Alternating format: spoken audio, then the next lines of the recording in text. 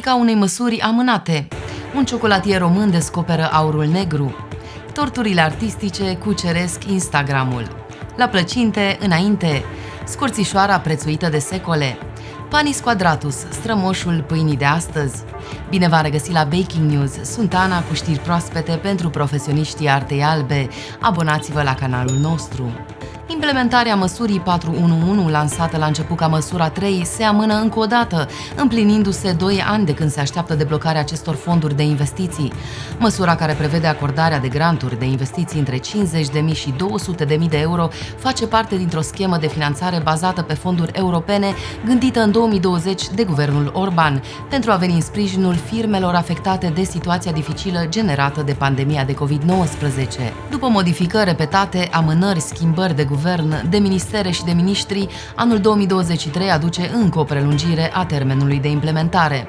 Rămâne de văzut dacă este și ultima. Amănunte pe artaalbă.ro.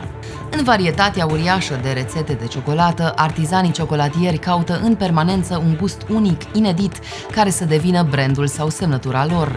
Ornoir, aurul negru în traducere, este un program lansat de compania producătoare de ciocolată Berry Callebaut, un blending workshop în cadrul căruia ciocolatierii își pot crea și semna propriile rețete de ciocolată din cea mai bună selecție de masă de cacao din lume. Ciocolatierul Marinel Bejan de la cofetăria Damarin din Craiova este primul ciocolatier din Europa de Est care și-a realizat propria rețetă de ciocolată cu ajutorul programului Ornoir. Are note puternice de tabac, note puternice lemnoase, dar și note florale. Este o ciocolată cu caracter masculin, a declarat ciocolatierul Marinel Bejan. Citiți întreaga poveste pe artaalbă.ro. Torturile artistice, în forme ciudate și cu o abundență de decoruri, devin vedete pe social media. Culorile atipice, formele ciudate și decorurile inedite sunt caracteristice noului val din domeniul deserturilor, iar tortul este modalitatea de a exprima cel mai bine latura artistică a acestui curent. Asamblarea acestor creații deosebit de interesante din punct de vedere vizual durează de la 6 ore la 3 zile, iar estetica lor sculpturală este deliberată și riguros gândită. Dar aceste noi deserturi nu se rezumă doar la un aspect inedit, aromele aparte și texturile de la interior reflectând pe deplin exteriorul. Plăcintele, cu umpluturi diverse și în forme variate, au fost considerate emblematice pentru multe culturi de-a lungul istoriei. Dacă la noi, în Moldova, poalele în brâu reprezintă plăcinta tradițională, forme mai puțin rafinate ale acestui preparat din aluat sunt atestate de timpuriu și în alte zone geografice. Desene ale unor varietăți de plăcinte au fost găsite în mormântul faraonului Ramses al II-lea, dar preparatul a fost dezvoltat cu adevărat de către romani, vestiți pentru banchetele fastoase cu feluri de mâncare sofisticate. Extinderea Imperiului Roman a dus și la răspândirea rețetelor de plăcintă în întregul teritoriu cucerit, fiind adaptată în funcție de ingredientele disponibile în zonele respective. În Evul Mediu, popularitatea plăcintelor a crescut exponențial, mulțumită ingredientelor folosite la umpluturi, dar și a faptului că se puteau coace și pe foc deschis, tehnica de împachetare fiind asemănătoare cu aceea a plăcintelor moldovenești, poale în brâu. Mai multe despre istoria plăcintei pe artaalbă.ro. Scorțișoara se numără printre cele mai utilizate condimente în întreaga lume. Este în același timp și unul dintre cele mai vechi condimente cunoscute. Utilizată încă din Egiptul antic în cadrul ritualurilor în scop terapeutic, dar și culinar, scorțișoara avea o valoare atât de mare în epocă încât era considerată mai prețioasă decât aurul.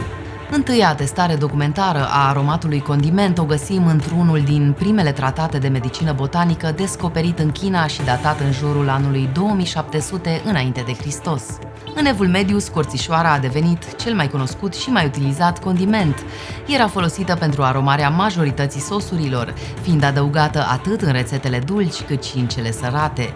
Totodată era pusă în vinuri pentru a le da savoare.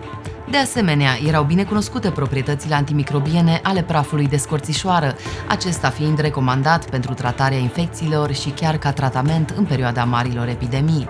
Mai multe pe artaalbă.ro.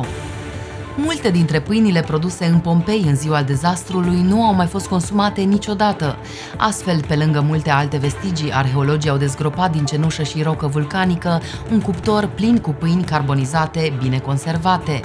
Pâinea descoperită în Pompei este cunoscută drept panis quadratus, o pâine foarte răspândită în Imperiul Roman.